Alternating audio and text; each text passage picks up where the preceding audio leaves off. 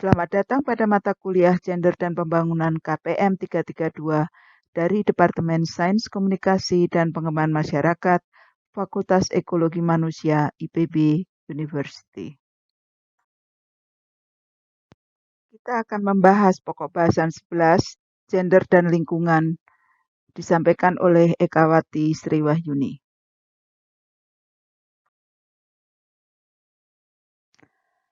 Tujuan dari kuliah kali ini adalah untuk memperkenalkan aspek gender dalam masalah lingkungan hidup.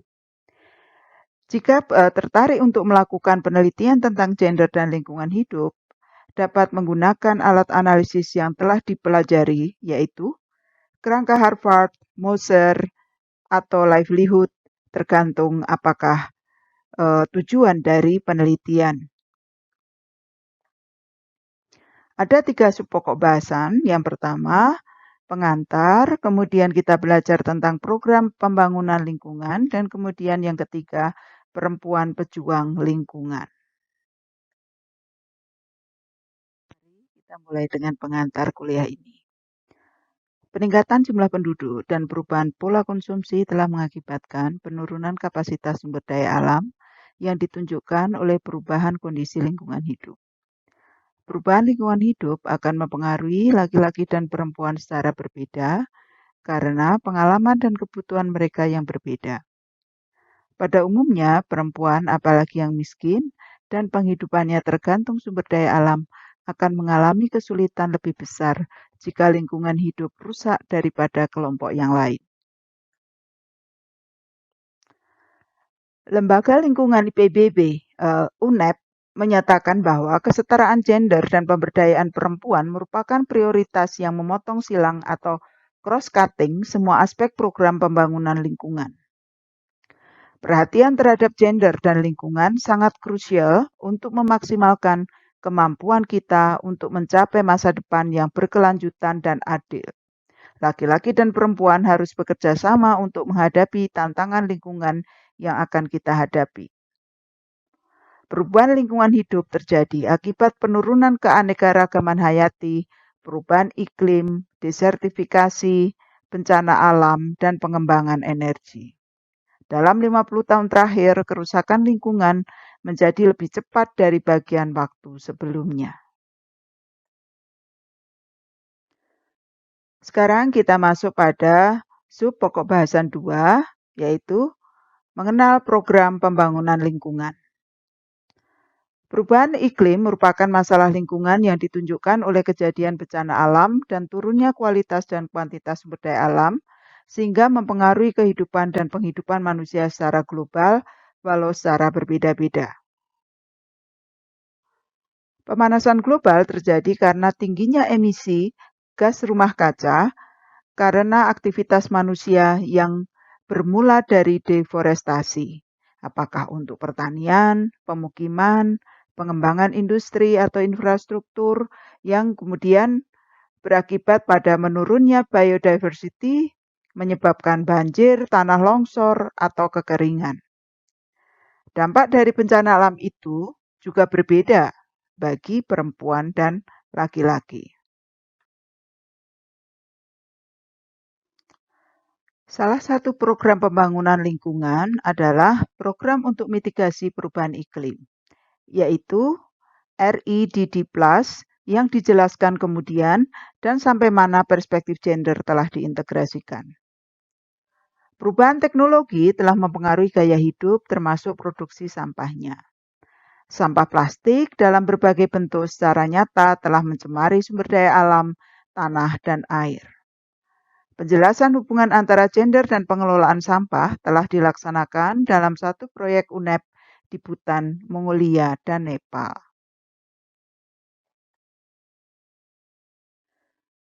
Selanjutnya kita akan belajar tentang REDD+. REDD merupakan kependekan dari Reducing Emissions, Deforestation, and Forest Degradation. REDD merupakan program pembangunan lingkungan global untuk upaya mitigasi perubahan iklim. REDD merujuk pada program pengurangan emisi, deforestasi, dan degradasi hutan Sedangkan REDD+ merujuk kepada konservasi dan peningkatan cadangan karbon hutan dan pengelolaan hutan berkelanjutan. REDD+ menumbuhkan kekhawatiran secara global bahwa implementasinya tidak memperhatikan sensitivitas sosial, misalkan gender. Risikonya akan meningkatkan struktur sosial dan kelembagaan yang memarginalkan perempuan.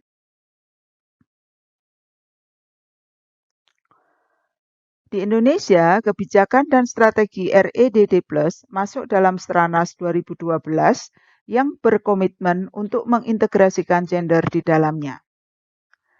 Dalam pelaksanaan PUG REDD+ di Indonesia juga melibatkan NGO, misalnya Solidaritas Perempuan atau Perempuan Aman, dan organisasi internasional seperti UNREDD. Pelaksanaan PUG di beberapa kebijakan dan strategi di bidang kehutanan di Indonesia dinilai cukup ada kemajuan walau masih ada tantangannya. Tantangan dalam implementasi PUG dalam REDD+ di Indonesia antara lain, pelaksana program di tingkat lokal kurang mengenali kesenjangan gender dalam tata kelola kehutanan. Kurang pemahaman atas konsep gender dan PUG pada pelaksana program di tingkat nasional dan lokal. Kurangnya perhatian dari pengambil kebijakan atas keragaman dalam komunitas, misalnya gender, kelas, etnis, dan faktor sosial budaya lainnya. Keragaman dalam kemampuan, keterampilan, dan motivasi dari para anggota kelompok kerja gender dalam melaksanakan pengarus utamaan gender di proyek REDD+. Tidak tersedianya data terpilah gender dan monitoring dan evaluasi sensitif gender di sektor kehutanan.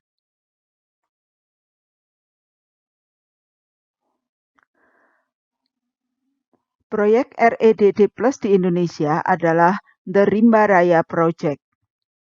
Proyek Rimba Raya merupakan proyek REDD+ pertama di Indonesia pada tahun 2013 dan mungkin merupakan proyek REDD yang terbesar. Proyek Rimba Raya berlokasi di Kalimantan Tengah, berdekatan dengan Taman Nasional Tanjung Puting, wilayah hutan basah dan tanah gambut dengan populasi orangutan terbanyak. Proyek itu akan memproteksi sekitar 80.000 hektar hutan sebagai buffer zone TNTP. Kalau tidak akan jadi hutan sawit. Diharapkan proyek ini akan mengurangi emisi karbon sebanyak 109 metrik ton selama 30 tahun.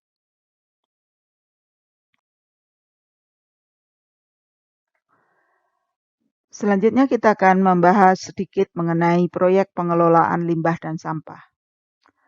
Proyek pembangunan lingkungan yang bersifat global terkait pengelolaan sampah berperspektif gender telah dilaksanakan oleh UNEP di 3 negara yaitu Bhutan, Mongolia, dan Nepal. Kesimpulan dari proyek itu antara lain, ketidaksetaraan gender dan norma-norma tradisional melekat di seluruh aspek pengelolaan sampah dan mencerminkan struktur sosial ekonomi yang ada. Pada contoh dari proyek itu adalah mengapa tidak ada pengambil sampah perempuan atau sopir truk sampah perempuan. Jawabannya adalah bahwa sampah itu kotor. Kalau perempuan memegang sampah dan mereka harus masak, bagaimana bisa dilakukan hal itu? Jadi semua hal yang terjadi secara tradisional itu direfleksikan dalam pengelolaan sampah di 3 negara itu. Bahkan mungkin di negara-negara lain juga. Tapi untuk Indonesia barangkali memang pengumpul sampah atau misalkan orang yang bekerja untuk mengumpulkan sampah jarang kita temui perempuan ya, tetapi untuk menyapu jalan bahkan yang mengambil nafkah dari sampah seperti pemulung juga banyak perempuan. Ya, jadi sebetulnya tidak ada relevansi antara memasak dan mengambil sampah. Ya, tangan yang kotor kan bisa dicuci sebetulnya. Nah, kemudian ada usulan bahwa intervensi harus menerapkan gender mainstreaming atau PUG ya, pengarus utamaan gender. Kesetaraan gender dalam pengelolaan sampah dapat berperan sebagai pengganda atau multiplier pencapaian SDGs. Dalam bidang pendidikan, kesetaraan gender, komunitas dan kota berkelanjutan, dan konsumsi dan produksi yang bertanggung jawab. Bahwa artinya jika kita menerapkan proyek pengelolaan sampah berperspektif gender, maka sebetulnya kita telah mencapai ya beberapa SDG, Sustainable Development Goals ya, yaitu misalkan dengan pendidikan ya, karena memang perlu ada edukasi atau pendidikan dalam pengelolaan sampah, baik buat laki-laki atau perempuan. Kemudian tentu kesetaraan gender, karena kemudian semua kesempatan dalam kegiatan pengelolaan sampah dapat dilakukan oleh laki-laki maupun perempuan. Komunitas dan kota berkelanjutan, tentu saja kalau sampah itu bisa dikelola dengan baik, maka kotanya akan menjadi lebih bersih dan berkelanjutan. Juga konsumsi dan produksi yang bertanggung jawab, maksudnya adalah bahwa apapun yang kita konsumsi itu akan menciptakan sampah. Sehingga kita bisa memperhitungkan apa yang kita konsumsi agar sampahnya itu adalah minimal.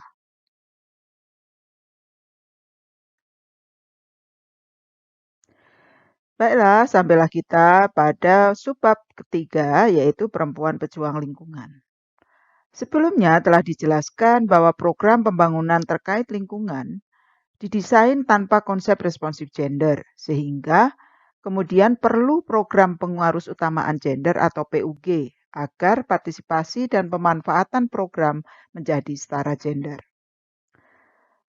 Tapi di sisi lain, di tingkat komunitas atau di tingkat akar rumput misalkan, pada kenyataannya banyak perempuan yang telah bekerja secara mandiri atau berkelompok untuk memperbaiki lingkungan hidupnya. Mereka bekerja di luar proyek-proyek resmi itu, bahkan sering dianggap sebagai musuh pembangunan. Walaupun banyak yang berhasil, tetapi memerlukan ketekunan ya dan pengorbanan karena memerlukan waktu yang lama dan biasanya hanya dalam skop kecil ya, desa atau keluarga biasanya.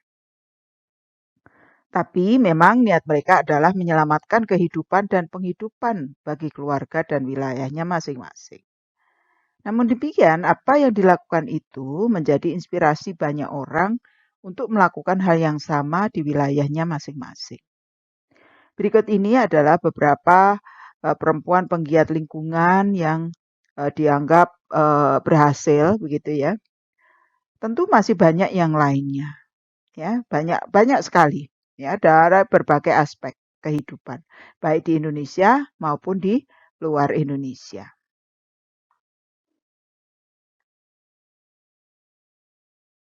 Yang pertama, kita akan mengenal Cipko Movement atau Cipko Andolan yang merupakan gerakan sosial dan ekologis tanpa kekerasan oleh komunitas desa terutama perempuan di wilayah Uttar Pradesh, India. Gerakan tanpa kekerasan itu merupakan ajaran dari Mahatma Gandhi. Tujuannya adalah untuk menentang penebangan pohon dan perusakan hutan oleh perusahaan kayu. Jadi ketika pohon itu mau ditebang, itu perempuan itu kemudian memeluk pohon itu atau melekatkan diri mereka dalam pohon itu. Ya, oleh karena pohonnya besar, beberapa perempuan mengitarinya. Ya, cipko itu sebenarnya secara harafiah artinya adalah memeluk atau melekat. Cipko Movement dimulai sekitar tahun 1973 dan terus menyebar di seluruh pegunungan Himalaya dan di seluruh dunia. Ya, jadi gerakan ini sudah dikenal di dunia.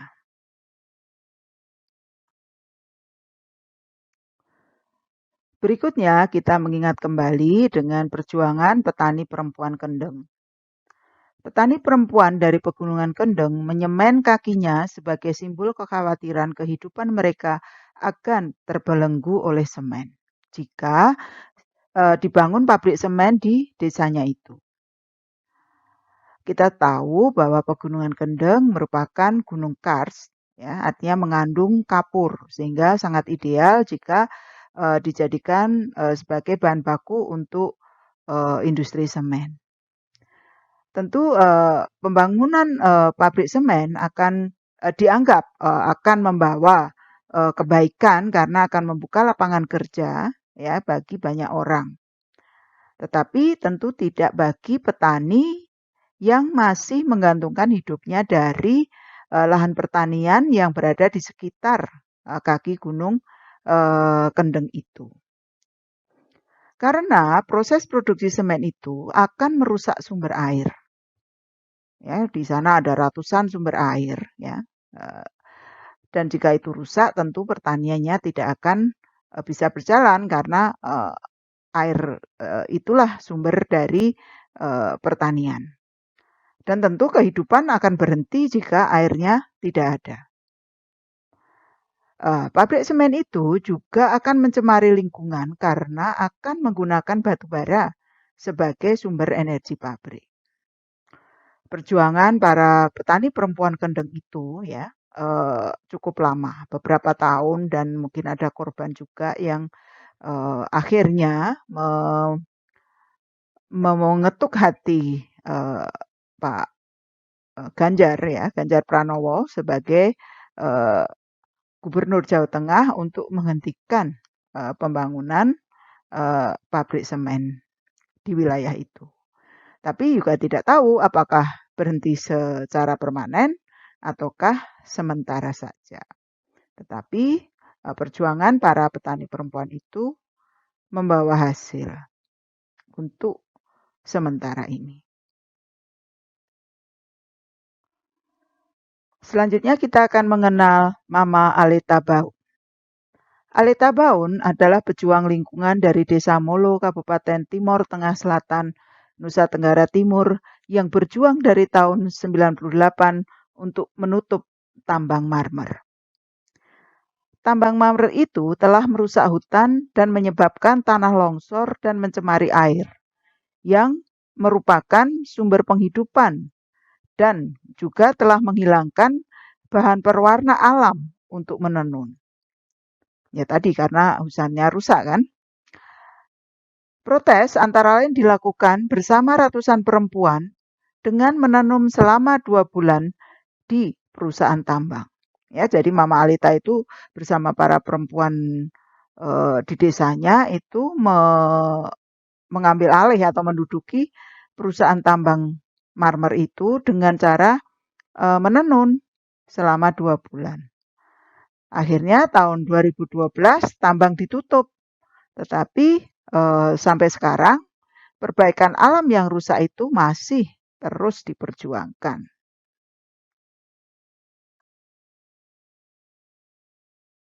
Mari kita mengenal Mama Sorghum dari Timur. Sebetulnya nama aslinya adalah Maria Loretta dan biasa dipanggil dengan Mama Tata. Panggilan Mama Sorghum disematkan kepada beliau karena perempuan kelahiran Kalimantan yang bersama komunitas di NTT itu telah menghidupkan tanah tandus dengan tanaman sorghum. Perjuangannya dimulai sejak tahun 2007 hingga sekarang. Baginya, sorghum merupakan lumbung hidup bagi para petani tanpa harus bergantung pada musim.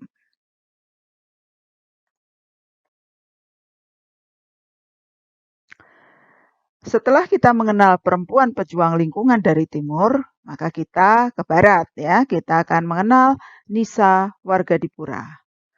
Nisa bersama Ibang suaminya mendirikan pesantren Atarik di Garut yang berwawasan ekologi pada tahun 2008.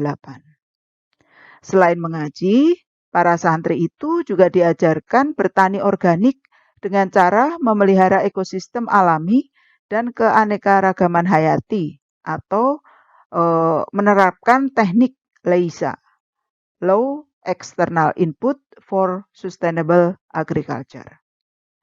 Pengalaman puluhan tahun sebagai aktivis lingkungan mengajarkan Nisa bahwa sistem pertanian di Indonesia tidak memperhatikan kelangsungan alam, karena teknologi yang diterapkan cenderung memotong siklus hidup berbagai makhluk hidup yang penting untuk kelangsungan ekosistem pertanian.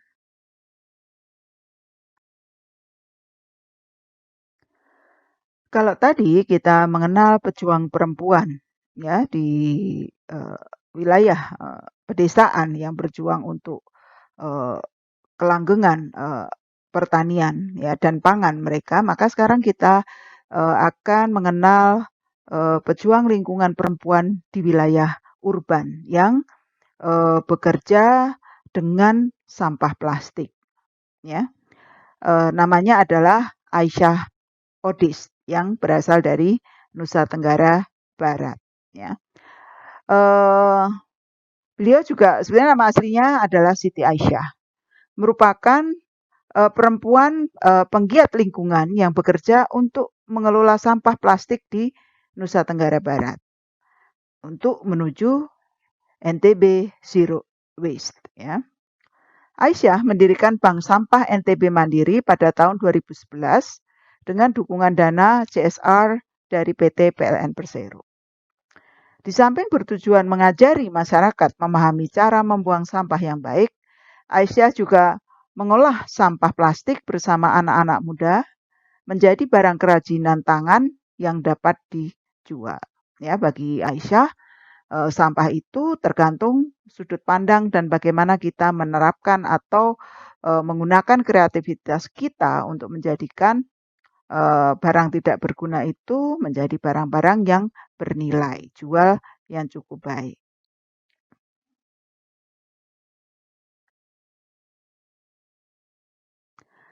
Demikianlah pengenalan hubungan antara gender dan lingkungan. Ya, kita sudah melihatnya dari konsep-konsep yang ada, ya, kemudian bagaimana program-program formal ya yang berlabelkan pembangunan lingkungan dan juga bagaimana pada level komunitas ya atau akar rumput itu juga bekerja di masing-masing wilayahnya untuk melindungi lingkungan. Demikianlah mata kuliah gender dan pembangunan dengan topik gender dan lingkungan. Terima kasih atas perhatiannya.